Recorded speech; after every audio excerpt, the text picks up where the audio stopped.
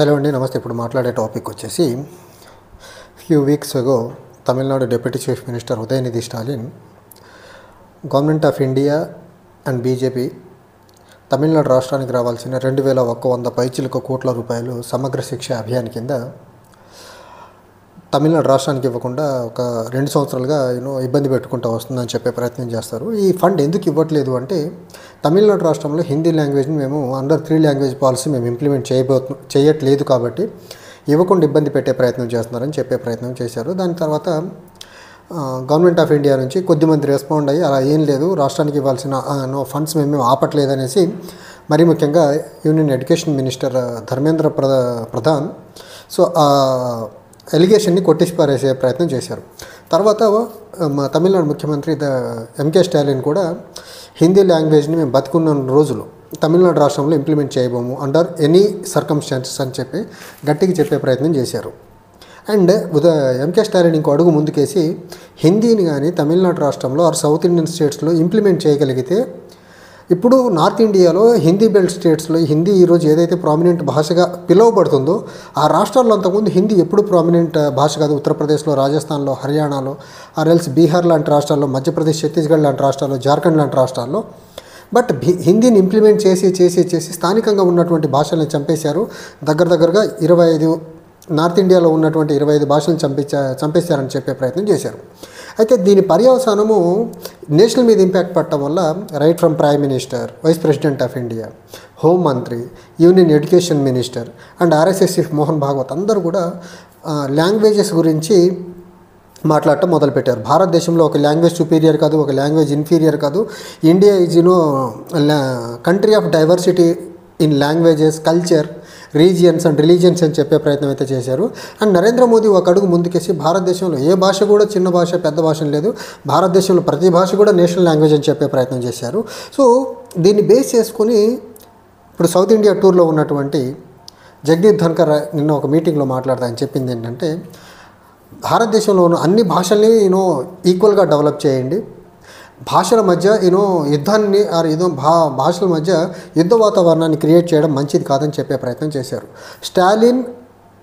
MK Stalin as well as Udhayanidhi Stalin ఇద్దరూ గళమెత్తడం వల్ల అండ్ సౌత్ ఇండియా నుంచి తెలంగాణ నుంచి రేవంత్ రెడ్డి గారు ముఖ్యమంత్రిగా ఆయన కూడా గట్టిగానే హిందీని ఇంప్లిమెంట్ చేయము అండ్ తెలుగుని మ్యాండేటరీ చేసాం, 9th and 10th క్లాస్లో కూడా సిబిఎస్ఈ స్కూల్స్లో కూడా మ్యాండేటరీ చేస్తామని చెప్పే ప్రయత్నం చేశారు.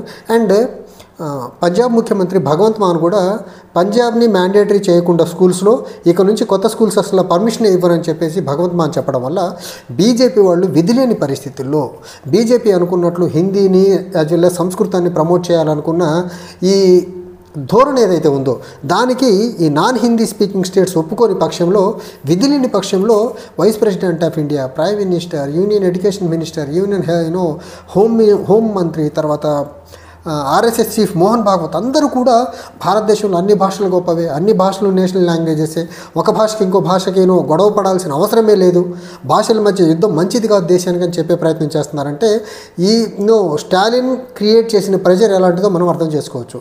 అండ్ జగదీప్ ధన్కర్ ఒక అడుగు ముందుకేసి ఆయన ఏం చెప్పారంటే, India richness language at the same time భారత పార్లమెంట్లో కూడా ఆల్మోస్ట్ 22 లాంగ్వేజెస్లో ట్రాన్స్లేషన్ పెట్టే ప్రయత్నం చేస్తామని చెప్పే ప్రయత్నం చేశారు. అంటే ట్రాన్స్లేషన్ రూపంలో కూడా మేము అన్ని భాషలకు ప్రయారిటీ ఇస్తామని చెప్పే ప్రయత్నం చేస్తున్నారంటే వీళ్ళను సంజయ్ సిచ్చేతి సిచ్యువేషన్కి మాత్రం ఖచ్చితంగా స్టాలిన్ తీసుకొచ్చారని చెప్పాలి. అండ్ ఇక్కడ న్యూ ఎడ్యుకేషన్ పాలసీ వచ్చింది. న్యూ ఎడ్యుకేషన్ పాలసీలో 3 లాంగ్వేజ్ ఫార్ములా ఉంది. That's fine, new education policy వరకు ఫైన్. కానీ ఈ 3 లాంగ్వేజ్ ఫార్ములా మీద ఎందుకు బీజేపీ అంతలా ఎంఫసైజ్ చేస్తుందంటే, ఫస్ట్ వాళ్ళకి కావాల్సింది హిందీ లాంగ్వేజ్, దానికంటే ఎక్కువగా కావాల్సింది వాళ్ళకి సంస్కృతం భాష. మళ్ళీ భారతదేశాన్ని సంస్కృత భాష వైపుకి నడిపించాలి. భారతదేశంలో పిల్లల దగ్గర నుంచే సంస్కృతాన్ని నేర్పించాలని ఒక దుర్బుద్ధితో ఉత్తర భారతదేశంలో మరీ ముఖ్యంగా బీజేపీ పాలిత రాష్ట్రాలన్నింటిలో కూడా డైరెక్ట్గా బోర్డు ద్వారా సాంస్క్రిట్ లాంగ్వేజ్ని నేర్పించాలని ఒక మ్యాండేటరీ ప్రొవిజన్ తీసుకురాకుండా వాళ్ళు ఏం చేశారంటే, సాంస్క్రిట్ నేర్పించకూడదా, సాంస్క్రిట్ కరికులంలో ఉండాలా ఉండకూడదా అనే ఒక ప్రొవిజన్ని ఆప్షనల్గా స్కూల్ మేనేజ్మెంట్కి ఇచ్చారు. స్కూల్ మేనేజ్మెంట్స్ మీద ఇండైరెక్ట్గా ఒత్తిడి పెట్టి సాంస్క్రిట్ నేర్పించండి పిల్లలకి అని చెప్పే ప్రయత్నం చేస్తున్నారు. ఇక్కడ దీని మీద ఆన్లైన్లో ర్యాడిట్ అనే సోషల్ మీడియా ప్లాట్ఫామ్లో ఒక చర్చ జరిగింది. దాని గురించి నేను చెప్పాను. చనిపోయిన భాష ఆల్మోస్ట్ భారతదేశంలో సంస్కృతం అనేది చచ్చిపోయిన భాష అని నేను చెప్పాను. అకార్డింగ్ టు సెన్సస్ 2011 ప్రకారం దగ్గరగా 24,000 మంది మాట్లాడే భాష. అకార్డింగ్ టు సెన్సస్ 2001 ప్రకారం దగ్గరగా 11,000 మంది మాట్లాడుతున్న భాష.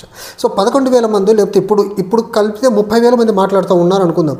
30,000 మంది మాట్లాడే భాషకి ఎంత ప్రయారిటీ బీజేపీ ఇవ్వాలని ఎందుకు అనుకుంటుంది? యాజ్ అగైన్ వాళ్ళ మనువాదుల లాంగ్వేజ్ కాబట్టి ఆ లాంగ్వేజ్ని మళ్ళీ రివైవ్ చేసి భారతదేశాన్ని ఆ మనువాద పోకడలోకి తీసుకెళ్ళాలని ఒక దుర్బుద్ధితో ఈ భాషల మధ్య యుద్ధాన్ని లేపే ప్రయత్నం చేస్తున్నారు వీళ్ళు.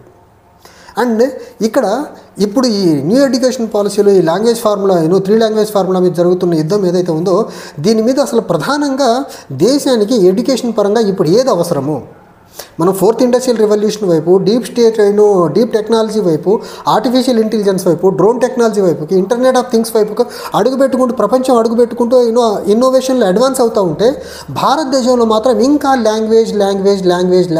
పోనీ భారతదేశంలో ఉన్న ఏ లాంగ్వేజ్ అన్నా ఇన్నోవేషన్కి ఏమైనా ఉపయోగపడ్డది ఇప్పటికీ? అది హిందీ కానివ్వండి, లేకపోతే సంస్కృతం కానివ్వండి. బీజేపీలు చెప్తున్నట్టు ఇన్నోవేషన్స్ అన్నీ ఎక్కడ జరుగుతున్నాయి? సో ఒక పక్క ప్రపంచం మొత్తం ఇన్నోవేషన్ దిశగా 4th ఇండస్ట్రియల్ రెవల్యూషన్లో పరుగులు పెడతా ఉంటే బీజేపీ మాకు ఇన్నోవేషన్ వద్దు, తర్వాత మాకు 4th ఇండస్ట్రియల్ రెవల్యూషన్ వద్దు, మేము సంస్కృతం హిందీ అనేసి దేశంలో పిల్లలు మొత్తాన్ని ఆ లాంగ్వేజ్ దగ్గరే కూర్చోబెడతాం తప్ప వాళ్ళని ఇన్నోవేటివ్ స్కిల్స్ దిశగా మేము అడుగులు వేయించమనేసి చాలా క్లియర్గా చెప్పే ప్రయత్నం చేస్తున్నారు. దీనివల్ల నష్టం ఎవరికి? ఫ్యూచర్ హ్యూమన్ క్యాపిటల్కి ఇబ్బంది కలిగించే ప్రయత్నం చేస్తున్నారు ఈ బీజేపీ వాళ్ళు. నిజంగా బీజేపీకి చిత్తశుద్ధి ఉంటే న్యూ ఎడ్యుకేషన్ పాలసీలో ఆ లాంగ్వేజ్ ఫార్ములా ప్లేస్లో 4th ఇండస్ట్రియల్ రెవల్యూషన్కి ఏం అవసరం అవి పెట్టుంటే బాగుండేది. అలాంటివి పెట్టకుండా అడ్వాన్స్ థింకింగ్ లేకపోతే అడ్వాన్స్ ఇన్నోవేషన్ స్కిల్స్ గురించి ఆలోచించే ప్రొవిజన్స్ ఏం బిల్లులో పెట్టకుండా 3 లాంగ్వేజ్ అని పెట్టి సౌత్ ఇండియన్ రాష్ట్రాల్లో ఒక అప్రహెన్షన్ని క్రియేట్ చేసి దాని ద్వారా రాజకీయంగా పబ్బం గడుపుకునే పని చేస్తున్నారు తప్ప వీళ్ళు దేశాన్ని ఒక రోబోస్ట్ ఎడ్యుకేషన్ పాలసీతో ముందుకు తీసుకెళ్ళి భారతదేశాన్ని టెక్నాలజీ పరంగా, ఇన్నోవేషన్ పరంగా, R&D పరంగా ఒక బెటర్ దేశంగా తయారు చేద్దాము అనే ఆలోచన నరేంద్ర మోదీకి ఈ బీజేపీకి అసలు ఎందుకు కలగట్లేదు? అసలు మాట్లాడితే ఇప్పుడు స్టాలిన్ దగ్గర నుంచి వచ్చిన అప్రహెన్షన్ని లేకపోతే స్టాలిన్ దగ్గర నుంచి వచ్చిన కౌంటర్ రిటాలియేషన్ ఏదైతే ఉందో దాన్ని కౌంటర్ చేసేదానికి అన్ని భాషలు సమానమే, అన్ని లాంగ్వేజ్లు నేషనల్ లాంగ్వేజెసే, ఏ భాషను ఎవరి మీద రుద్దాలనే ఉద్దేశం గవర్నమెంట్ ఆఫ్ ఇండియాకి లేదని సంజాయిషీలు ఇచ్చుకుంటూ కాలయాపన చేయడం తప్ప అసలు 3 లాంగ్వేజ్ అనే ఫార్ములాని తీసేయచ్చు కదా. అండ్ పిల్లలు వాళ్ళు ఏ లాంగ్వేజ్ నేర్చుకోవాళ్ళకి ఏం తెలియని వయసులో వాళ్ళ మీద భాషలు రుబ్బాల్సిన అవసరం ఏమొచ్చింది? ఎందుకంటే బీజేపీ వాళ్ళ ఎజెండా వెరీ క్లియర్. చిన్నప్పుడే పిల్లల్ని ఆ భాషల వైపు అలవాటు చేయగలిగితే రాబోయే రోజుల్లో పెద్దయిన తర్వాత మేము స్కూల్లో నేర్చుకున్న భాష ఇదే కదా, ఇదే మా భాష ఏమో వాళ్ళు ఫీల్ అవ్వాలా. అప్పుడు వీళ్ళు అనుకున్నట్టు సాంస్క్రిట్ను హిందీ నేషనల్ లాంగ్వేజ్ చేయడము, ఈ సాంస్క్రిట్ని ఇంటర్నేషనల్ లాంగ్వేజ్ చేసేదానికి బీజేపీ అనుకూలంగా ఉంటుందనేసి వీళ్ళు జాన్ బూజ్కే ఆ 3 లాంగ్వేజ్ ఫార్ములాని ఇంక్లూడ్ న్యూ ఎడ్యుకేషన్ పాలసీలో ఇన్కార్పొరేట్ చేసి భాషల చుట్టూ వీళ్ళు రాజకీయాలు చేసి ఆ భాషల్ని మళ్ళీ పిల్లల దగ్గర నుంచి రివైవ్ చేయాలనే కల్చర్ ఒక దుర్బుద్ధి తప్ప వీళ్లకు పిల్లల యొక్క ఎడ్యుకేషన్ స్టాండర్డ్స్ని మెరుగుపరచాలా, దేశాన్ని ఫ్యూచర్ రెడీమేడ్ మ్యాన్ పవర్ని తయారు చేయాలనే ఉద్దేశం బీజేపీకి ఏ కోసైనా లేదు.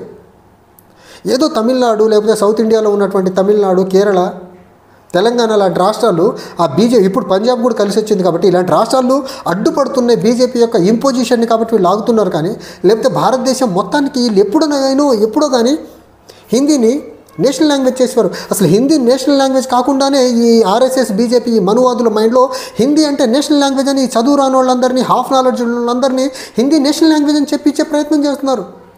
కానీ according to constitution of India there is no national language at all in India. ఇండియాలో ఇప్పటికీ నేషనల్ లాంగ్వేజ్ అనే లాంగ్వేజ్ లేదు. కానీ వీళ్ళు కుదిరినప్పుడల్లా అమాయక ప్రజల దగ్గరికి హిందీ నేషనల్ లాంగ్వేజ్ హమారా రాజ్య భాష అని చెప్పించే ప్రయత్నం చేస్తున్నారు. వీళ్ళు ఎంత దుర్మార్గమో చూడండి బీజేపీ వాళ్ళది. సో వీళ్ళు చాలా క్లియర్గా లాంగ్వేజ్ గురించి గత నెల రోజులుగా ఎప్పుడైతే తమిళనాడు ఒక స్టేట్ నుంచి వచ్చిన ఒక పెద్ద క్వశ్చన్ని వీళ్ళు ఒక పాలసీగా పెట్టుకొని దాని చుట్టే రాజకీయాలు తిప్పే ప్రయత్నం చేస్తున్నారు.